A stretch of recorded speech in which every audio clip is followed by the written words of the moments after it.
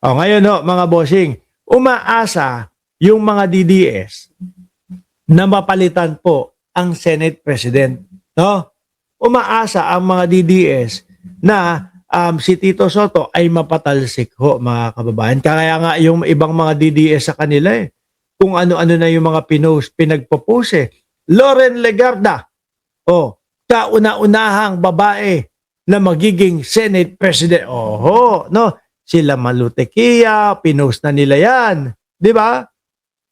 Kung lahat. Kasi nga, gusto nilang mapalitan. Bakit to? Malapit na impeachment, yun lang. Ang gusto nila, pumabor ulit, kagaya nung nangyari kay Chis Escudero, tapos impeachment ni Inday Sara Duterte. Dribble na naman, no? Di ba? Kaya ang ginawa ng mga DDS, pinagpo-post. Eto na, no? Ang kauna-unahan na Senate President na babae, Loren Legarda. Pero dati, galit na galit yung mga DDS dyan. Ako din, no, hanggang ngayon, mga kababayan, no, kasi nga, yung yung pagkampi niya doon sa mga taga-bundok ho.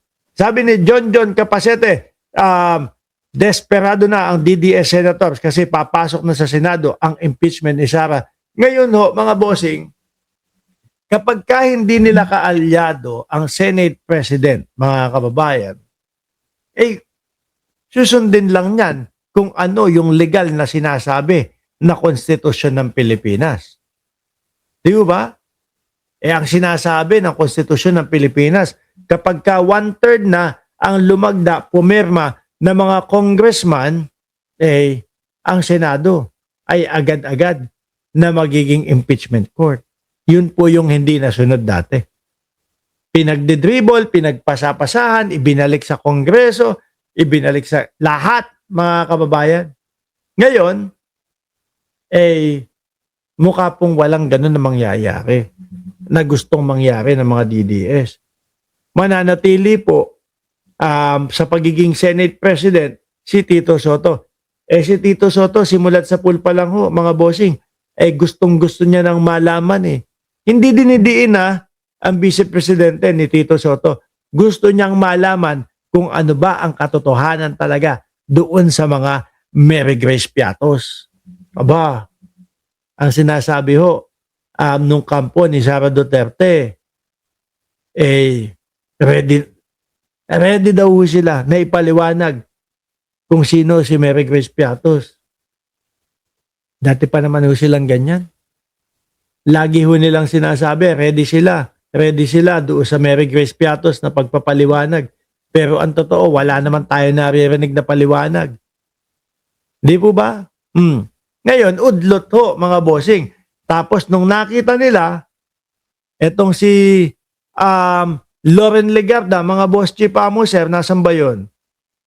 Na nakaupo doon sa mismong upuan ng Senate President, ini-screenshot nila. Tapos ipinost nila. Ang kauna-unahang babaeng Senate President, kaso mga bossing, ang sabi, nung totoong Senate President, ano daw po? Bakit ganun ang nangyari? Wala, nakakatuwa lang namin. Pero may attempt pa talaga, sir, na magpalit ng leadership? Napikon, nagalit, nainis ang mga DDS, mga bossing. Kasi magtutuloy-tuloy. Ano na ang petsa ngayon dyan? Pebrero 5 na ho, mga bossing. 6, meron na yan. Di ba, pag pinasa, ilang linggo na lang uusad dyan. Susunod na mga nasa Senado na ho yan. Tapos ang Senate President, Tito Soto. Kaya malungkot to yung mga DDS, mga bossing. Kasi matutuloy na talaga tong impeachment na to kay BP Sara. Well, better ask them. Better ask them. Wala akong alam. So, hindi na po yun? Magkakaroon ba dapat ng change? Hindi, wala. Wala.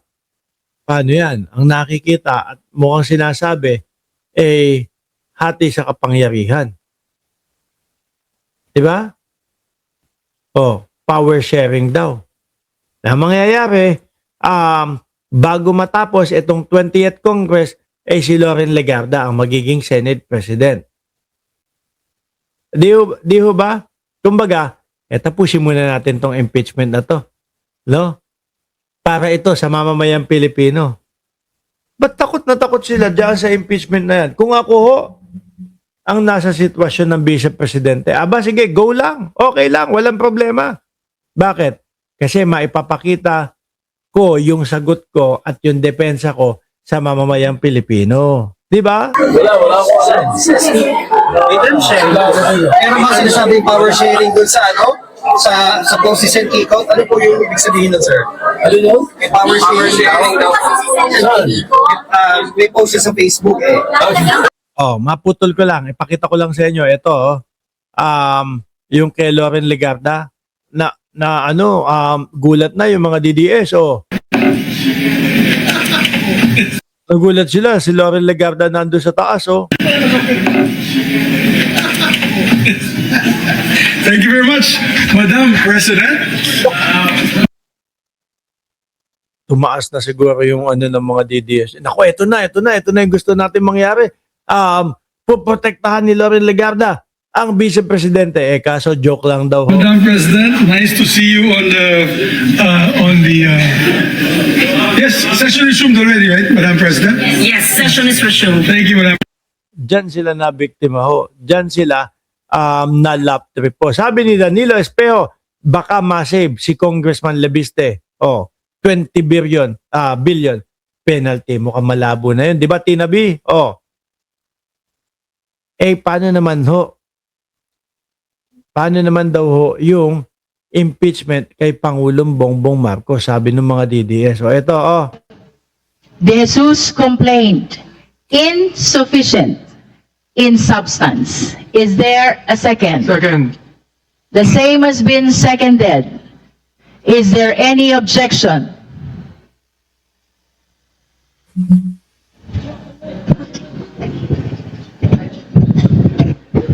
May I ask, Honorable Nisay, if you are a member?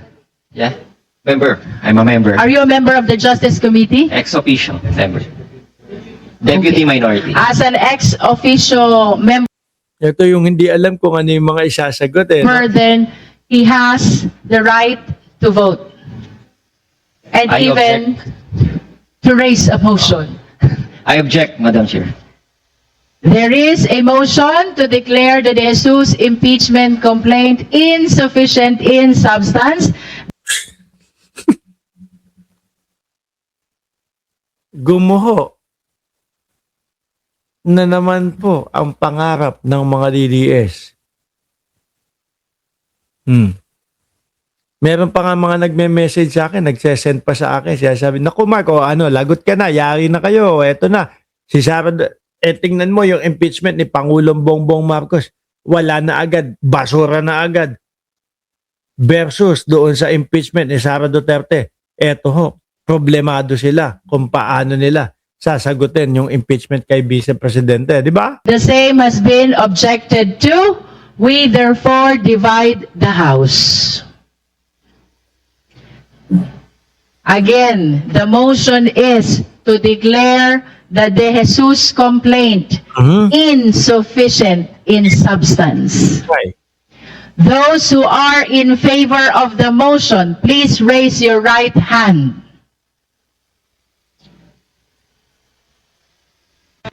You may put down your hands. Those who are not in favor of the motion, please raise your right hand. Dito yata nagagalit yung iba, no, kay Senator kay Congresswoman De Lima. You may put down your hand. Those who abstain, please raise your right hand. Wala na, basura na. Bukas mga kababayan, ang popokusan natin yung mismong impeachment ng Vice Presidente. Yan na po mag-uumpisa yan, mga boss Chipamo, sir. Kagaya nga nung nasabi natin, patapos na yung 1-year ban ng impeachment ng Vice Presidente. Diba? Diyan magkakaalaman ho, mga bossing. Diyan magbabahaan na po ng luha, mga kababayan. No? Ano ba dyan sa Pilipinas? Mamayang gabi, nakalive po tayo, alas 8 ng gabi dyan sa Pilipinas, mga boss chipa mo, sir. Sa ngayon no, ako'y magpapaalam na at gabi na din dito. Sama-sama tayo mamayang alas 8 ng gabi, Pilipinas time. Paalam po hanggang sa muli.